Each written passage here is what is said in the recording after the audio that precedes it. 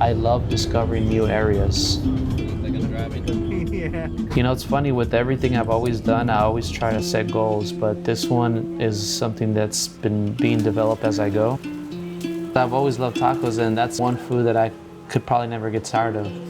So I kind of thought to myself, I don't think there's something out there that covers like every city.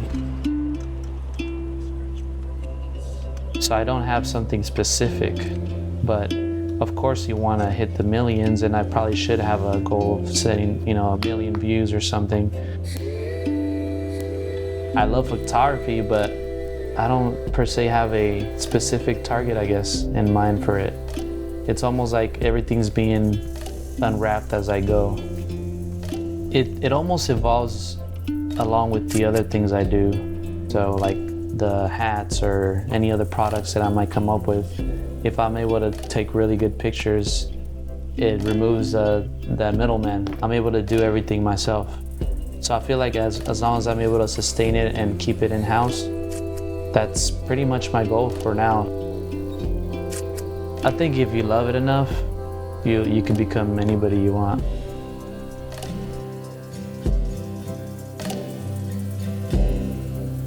Speeds. Camera speeds. Okay. I'm gonna put my phone on silent since I'm a professional. Me too. Turn my. Mine's actually always You on guys ready to silent. take a trip back into the 1980s? Yeah. Oh. That way they could actually see my face. Surprise. I know, Sammy boy. Thanks for being the first one Thank you for having me. here.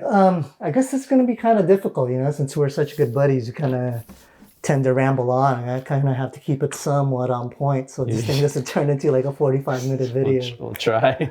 I know you love your 45-minute videos, like those taco tours. We love our 45 Well, minutes. since I brought up taco tours, let's just get right into it. So, how the hell did the whole taco tours thing start?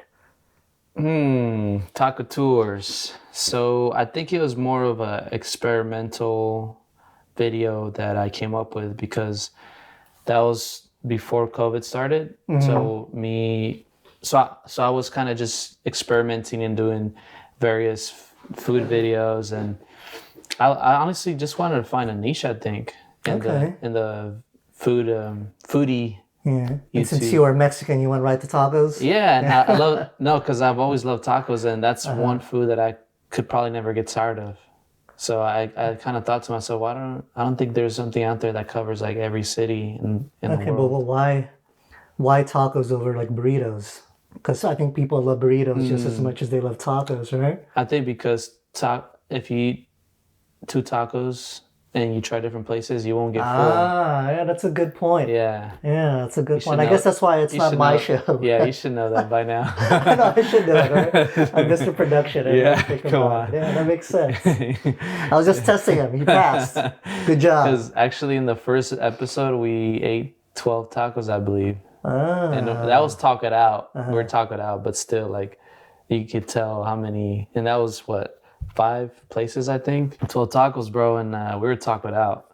Yeah, me and my boy Junior were like, yeah, this is probably the most tacos we could eat. But the thing is, it's like that whole trying different spots, that actually started with micheladas, right? Yeah, I think it started with micheladas, and then we just branched out. We just want to try something different. And what's, for people who don't know out there what a michelada is, Well, michelada is usually it's almost like a Mexican Bloody Mary in a way. So it has beer as the liquor of choice or alcohol of choice, whatever. And then you add the clamato juice, which is tomato juice. like the way you say the clamato. Yeah, It's not clamato. clamato. Oh yeah, because Clamato. I'm Mexican. Clamato, That's why I say clamato. So clamato, and then usually lime, salt, and other like sometimes even spices. The clamato almost sounds like an STD. Does it? Oh, it's got a case of the clamato. Yeah, most of us Mexicans have the case of the clamato because we love that stuff. So, like, when you were doing the michelada thing, were you even thinking about taco tours at that point? I think I was already. Yeah, because I felt like I wanted to do something that relates to most people versus just micheladas, which is obviously for the drinkers, but tacos I feel like is a lot more broader thing that we could get across to a lot more people. Okay. So why is it important to you to hit up different cities as opposed to like a big city like San Jose? There's tons of taco spots, right? So why, hit up different cities versus doing a deep dive in a bigger one? What made you go in that direction? I think it has to do something with traveling because I love discovering new areas. And as you and I know, that we stumbled upon this great place called San Bruno Taqueria. Oh, yeah. Honestly, it's like, how in the world would I have even came across that if I didn't do taco tours? And, even looking at the place, like being real with you, like I would have never thought they have great tacos there. Yeah, I have to say, like with me doing taco tours with you, it's like you're Aladdin and I'm Princess Jasmine. You're showing me a whole new world, this fly carpet, of all these different taco spots. Because me, I'm not gonna go to different spots. Like once I have a place that I like, I'm really not gonna go anywhere else. I feel like most people are like that though. They're not gonna drive 45 minutes to an hour, whatever, to go to San Bruno just for that. Yeah. But I feel like we would because we already know what's out there. Like to taste that kind of greatness, or like hell yeah, we'll go back. Like come on, this is like an epic experience. So like, how many episodes have we done together now on that thing? Man, maybe at least 10 at this point, right? For sure, I believe at least 10. Because right now we're at episode 25. That's the one coming out tomorrow. Can you imagine like going back to just doing one on your own again? It's not the same. I mean, I could imagine it, but I feel like the energy wouldn't be the same as it is now. Yeah, so I guess the question is someone coming in? No. Not as a neighbor. Between, like great and fucking like fantastic, what was the impact when I jumped on board? It's really minimal, actually. You just said it, it's not to be the same. I just had someone help me take the trash out. You bastard. Come on, it made a huge deal, right? I'm just saying with you, bro.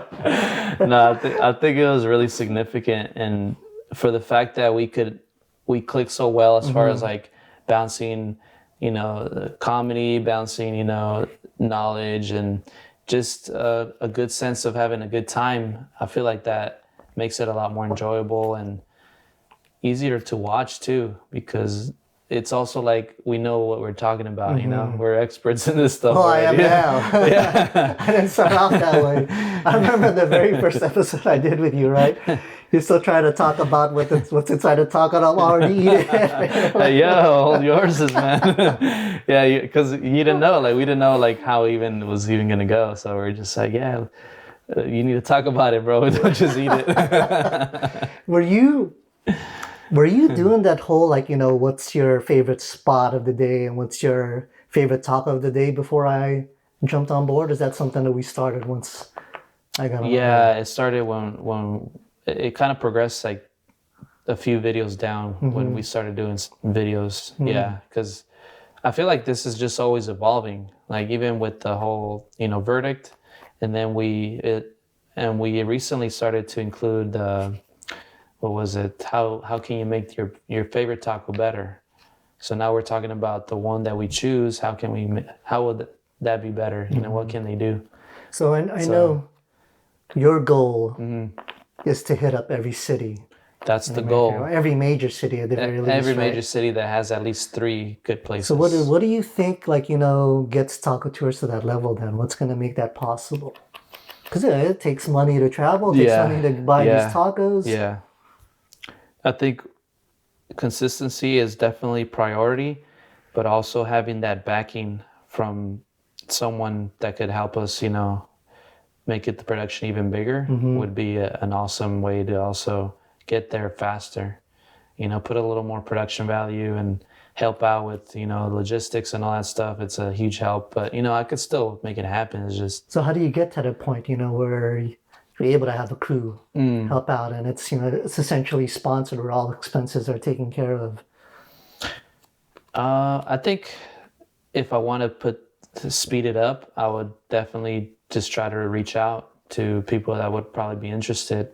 Maybe other taquerias, or maybe just people that are in the food business, or just anything like merch or, stuff like that. People that are just interested that align with the type of brand that I have, which is foodie and Mexican culture and all that stuff, like that kind of stuff. Do you have a timetable, like in your mind, like, okay, within 1 year, I want it to reach that level, or are you just kind of playing it by ear, just be consistent and see how things develop with Yeah. no expectations? It's funny with everything I've always done, I always try to set goals, but this one is something that's been being developed as I go. So I don't have something specific, but of course you want to hit the millions, and I probably should have a goal of setting, 1 million views or something.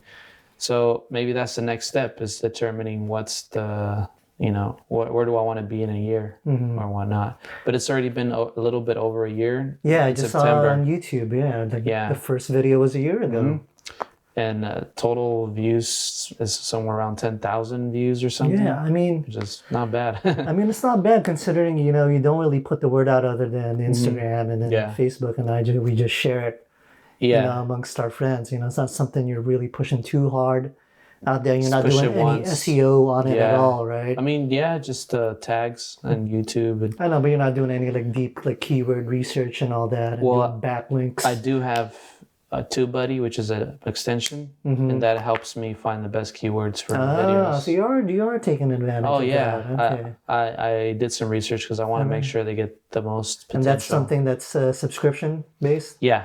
What would you say is like the most memorable? Like give me like 3 memorable moments of Taco Tours so far. It's been a year. Damn, that's a good one.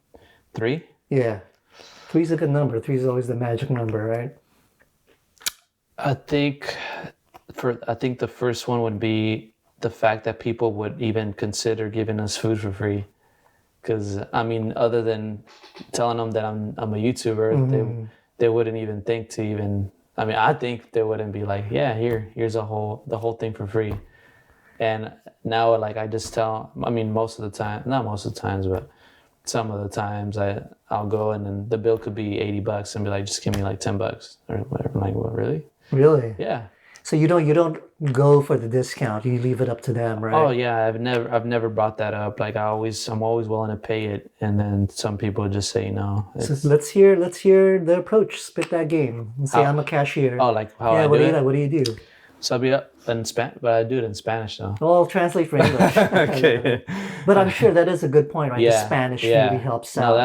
that's I think that's definitely on top as far as the way you should approach it. At least what I'm doing, because then if I go English, they probably think I'm Filipino because I already look Filipino. And not nothing against They're like, fuck Filipinos. those Filipino, man. Yeah, I'm nothing giving you against free them. shit. You guys are already cheap bastards to begin with. Exactly. Buy one thing, you share it with your whole family.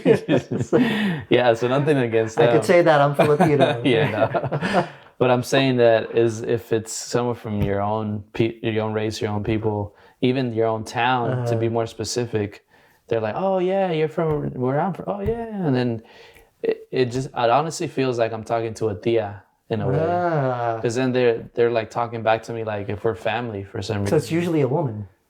Woman or guy? Okay, let's Yeah. do it. Let's say I'm the cashier. You come up. Okay. Let's pretend this is in Spanish. Okay. So this is my card too, because I usually have a card that has my IG and YouTube handle. So you're like, hey, good morning. Good morning. I'm a food YouTuber, and I'm here to review your best 2 tacos. Okay. What can you recommend? Then I give them a card, bam. Then they see. start looking at it, and Oh, well, everything's good. Yeah, It's all good. yeah, and usually what'll happen is that they'll be like, yeah, the salads are good. And then oh yeah, okay. Can you please just recommend 2 because we do have to hit 2 other places or whatever? And they're like, oh okay. They're like, oh that's a hard one. Okay, and then they'll be like, all right, well, the asada and el pastor are top sellers. All right, well, can I get that in another order the same? They're like, all right. And that's when it's funny because some people will kind of like inspect my card and look at me, look at the camera I'm having. Yeah. See, no. Yeah. See. Yeah. And it's hard to tell when they'll like comp it, but sometimes I'll be like, all right, how much is it? And they're like, oh, don't worry, it's on the house. I'm like, really? You sure? And I'm like, yeah. But you say it usually evens out, right? Half the time you pay, I feel half like the time so. you don't pay. Yeah, sometimes, yeah, I feel like half of the time is like I'll pay, and then the other half would be like, no, don't worry. You know what's interesting is I think that really shows your commitment to it is because we basically do taco tours every week. Yeah. And you know, some days we don't get comped at all. Mm-hmm. But yeah, you're really willing to invest Oh yeah. money into this thing. You definitely. truly believe in it. Well, I think for the most Not part. to say that I don't believe in it. It's just, you know, we have a cheapskate. It's like, man, this is because it adds up. You know, it's serious money. I know. You know what? It's just like something, and I think because this comes back from all these books that we read and like the videos we've seen, is that if it doesn't seem like,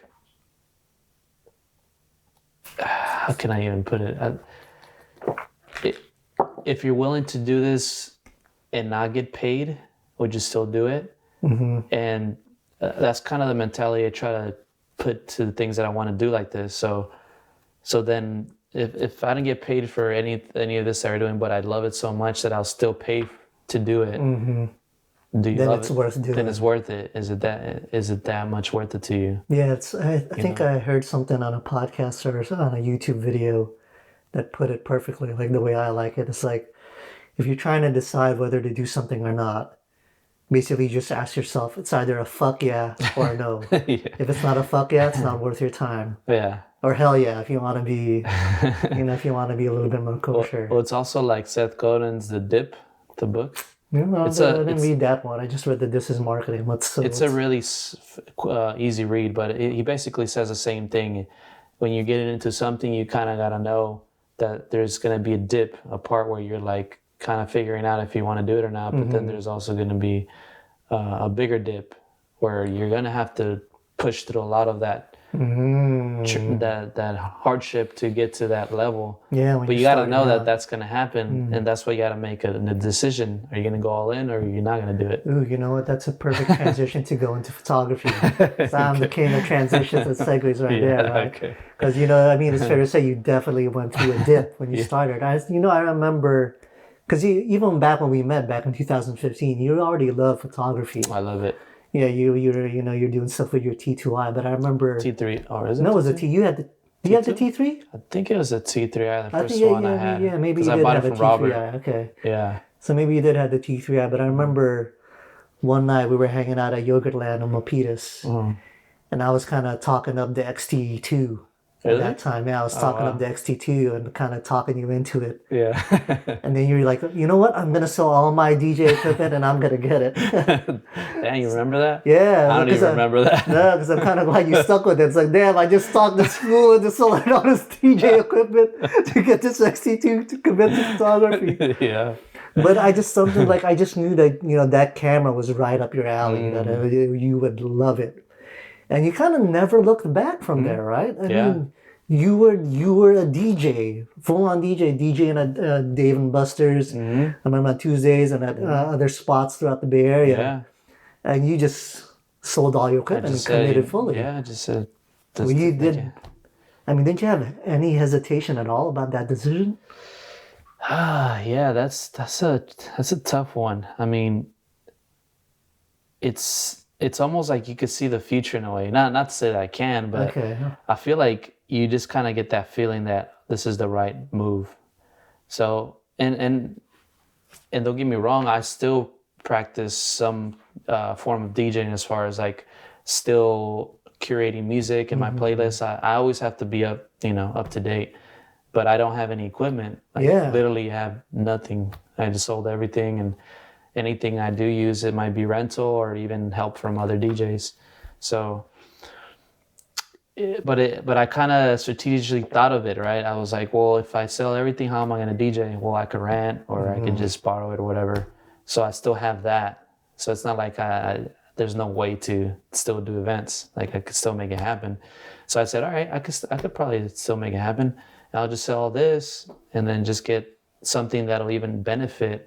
If I keep doing events, I could document it with better quality and push that out. So I feel like it could go hand in hand. So I just said, let's go for it. Like it's all or nothing, Yeah, no. Sold everything. That was how many years ago was that already? Was that before I even got married? Or was that after? Was I married already? So that was when I was living in the east side by Capitol. I remember I was still living there because I still had the gear. Okay. Yeah. So you weren't in Milpitas yet?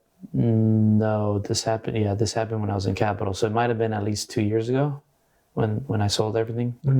Somewhere around that, around 2 years ago, maybe. Because I was there for like 2 or 3 years, I think. And it happened maybe after the first year or so when I decided to make that move. Okay, so you take me through your, like, what's going through your mind then. You sell all the equipment. You got your XT2. Mm-hmm. Now what? So after that, it was just really just because I've always had a tendency of networking. Like Yeah, you're like the network master, dude. I mean, obviously, if you compare the two of us, I'm like the most horrible at it. I'm at the bottom with you. But that's something I always like admired about you. I like noticed right away, this guy has like a good network, and you genuinely like to keep in touch with people. You know, you're not doing it just to keep that network built. You just have it in you to actually be nice and keep in touch. What's wrong with you? Why do you not Wait, you psycho?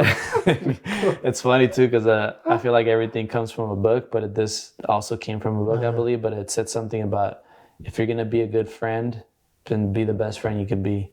So if you're gonna be networking, do the best job at networking. Don't just half-ass it. So, and also be genuine about it, right? Don't just go because you want to get something out of anybody. I think another message was do it with the intention of just helping the other person. That's like the main message, you know?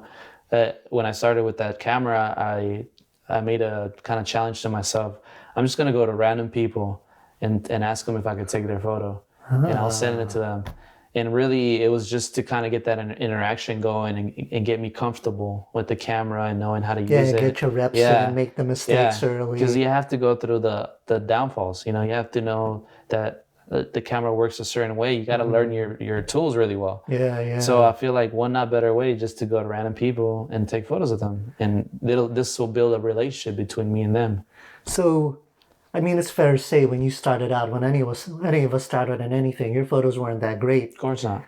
What would you say was the turning point when you saw like, okay, I'm actually starting to get good at this?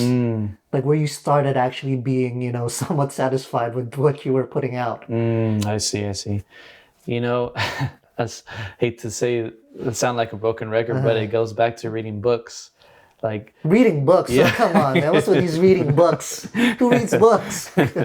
No, seriously, like honest, and I've never been that kind of person to read books, but I think you and I have talked about this many times, but I think after reading certain books that really do change the way you think and certain, you know, aspects of your life, it just opens up your eyes to like the possibilities. So I read about, I don't know, 2-3 books on posing. Let's say be specific. What were the books? So one was from Robert Valenzuela, I believe, and it was The Perfect Pose. I think that's the one you lent me, right? I don't remember. And I was gonna take the lady with the yeah. That was one of them. That was honestly just that book itself was like an eye opener, like on many levels. That was one, and this other lady that I can't remember. Stella, not Anna, Irene Adler or something. The one we watched. Adler, something Adler, right? We watched her her seminar about creating a creative career. Lindsay Adler. Lindsay Adler, there Lindsay you go. Adler. That one, the pose book, man. Oh, so you got her book too? Yeah, I got her book. It was, man, it's perfect. Like, just those 2 books already, it's years and years and years of information that is packed in this little book. And and a lot of it too I got from like YouTube videos. Okay. But honestly, those books though, they're definitely very important. So it taught me posing, some off-camera flash photography, and the lens choices and stuff of that nature. But man, I just can't tell you how valuable just reading those books were. Just after that, I could even tell on other people's works that they don't apply that, and it makes such a big difference when you're not applying those elements. Look at these peasants in the photography. They don't even know. Well, I feel like it should be a basic knowledge because you could shoot your style could be any way you want, but there's certain things that definitely make the picture a lot better if you just apply the minimal. So it's like crucial, I think. You know what's amazing about Lindsay Adler's when I watched it was her, like, she had gave a B&H seminar right on stage. Yeah. And when she showed what her work looked like when she began compared to where she left off, man, dude, she really changed my mind, because I really believe that you're either born with it or you're not. And when it comes to creativity or something, you know, some people are just born with the ability. And obviously, you know, people can work on it, but there's just a ceiling to what other people can achieve versus someone with inborn talent. Yeah. Sky's the limit. Yeah. But when I saw her beginning photos, they were complete horse shit. And then when I saw like where she is now doing her fashion photography, it's like, killing it. damn, you know, maybe anyone can become great, honestly. I think so. I think so. So you don't think it's about having something born inside you. If you just apply the work and the time, you can become excellent. I think if you love it enough, you can become anybody you want. Because think about it, if you love something that much, you're gonna put every ounce of energy to it, versus someone that kind of likes it and does it every weekend. Come on, who's gonna be the one excelling? I know, but I guess, you know, like the example I always give in order to counter that is, you know, I love basketball. I practice every day so much. I'm never gonna be Michael Jordan. That's more of a physical thing, though. Yes, and how your body reacts to those kind of... Yes and no, but even like you look at the players at the NBA level, it's not as if only a few of them work hard. There's a lot of them working hard, right? But just each player has different ceilings, you know? There are people with like ceilings like LeBron James, and then you'll have someone like who's a good role player, like say Duncan Robinson from the Miami Heat. You know, his ceiling is probably not as high as it's obviously not as high as LeBron James, and he can work just as hard. But we don't know that yet. I think we know pretty sure. Like LeBron has how many years? I know, but I think it's pretty safe to say Duncan Robinson is not going to get a LeBron James level, unless he's going to have a hot take saying that. NBA podcast. Unless you're going to tell me Duncan Robinson in 5 years he's going to be just as good as LeBron. I don't think so, man. I don't want to say he can't be, but why not? Why is that such a bad thing to say? No, it's not a bad thing, but I just don't feel like it should be a dead end for him that, he can be as great as LeBron. I feel like anybody could be as great as him if they work hard enough. So that's where we disagree. But that's where the whole Lindsay Adler thing kind of fucked with me in that way. It's like, you can't deny that her beginning photos were just complete garbage. But you would look at those photos and say, there's no way this girl's ever going to make it. Yeah. She just doesn't have that inborn, she doesn't have that natural eye for good photos. And if you said that, you'd be completely wrong, because obviously she turned into this fantastic, fashion photographer. That means I'm right. I guess in terms of like something like that, photography where it's not about inborn physical talent, maybe. Yeah. I think, this awkward silence is a good place to end it. I was just trying to think. No, I think it may be then. So I guess let's ask that, cliche question. If photography goes the way you want it to go, what does that look like to you? What are you doing? What kind of jobs are you doing? Where are your photos being shown? What is the ultimate, victory for you in terms of photography? Yeah, for photography. It almost evolves along with the other things I do. It sometimes gives me an idea of it might become this extension of my brand that it helps all the other things I do shine. So like the hats or any other products that I might come up with, if I'm able to take really good pictures, it removes that middleman, I'm able to do everything myself. So I feel like as long as I'm able to sustain it and keep it in-house, that's pretty much my goal for now. But I said, things change all the time, and who knows what kind of goals I might have. That wasn't what I was expecting to hear, honestly. You still managed to surprise me, considering how well we know each other. Yeah. What did you think? Because the way you describe it right now, it's essentially a means of saving on your bottom line with all your other ventures, right? I would have expected you to say something like, you want to have like a showing in an art gallery, you want to be doing, these high level product shoots for Nike or something like that.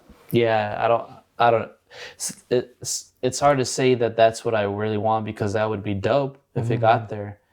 But like I said, it's one of those things where I love photography, but I don't per se have a specific target, I guess, in mind for it. It's almost like everything's being unwrapped as I go. Like, that's the same thing with the tacos, it hit me right when I was doing the micha stuff. Like, that idea came along and I just pursued it and I stuck to it. I thought you were going to say just like the tacos when you unwrap. You got all the different layers. Oh, man. You got the meat, you got the cilantro, No, man. Getting hungry over here, man. I think that's a good place to end it, man. That was like a surprising answer. Yeah. So if people want to hit you up for photography, what's a good place for them to find you, or just in general, want to see where you're up to? I know how to hit you up, but let's I would say just check out my website, samuelreyesmedia.com. That's where all my media ventures live in. So, and then in terms of IG and all that, you could also do Samuel Reyes Media at IG, or you could also try DJ Live 408 IG. Okay. And then for Taco Tours is IMV that eats on IG. Taco Tours is IMV that eats. No more. I'll put his 100 social media profiles down in the description below. You gotta separate them all. Can't have them all mixed in. Okay, then you guys know where to hit me up. So if you guys like this video, you want to see more of them, comment down below. Hit that like button. Please subscribe. Feels funny saying please subscribe. It feels so desperate and pathetic. But hit that subscribe button. Yeah. If you like the content. Don't hurt. Yeah, don't hurt, and turn on those notifications. We'll see you next time. Ciao.